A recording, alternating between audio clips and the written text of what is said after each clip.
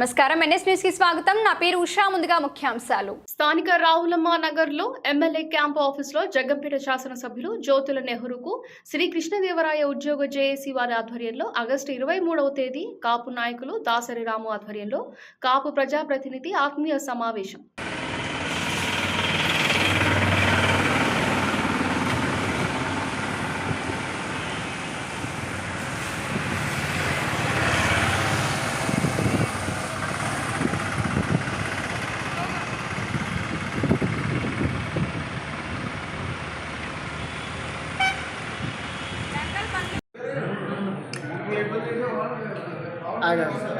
వెనకెట్టుకోండి.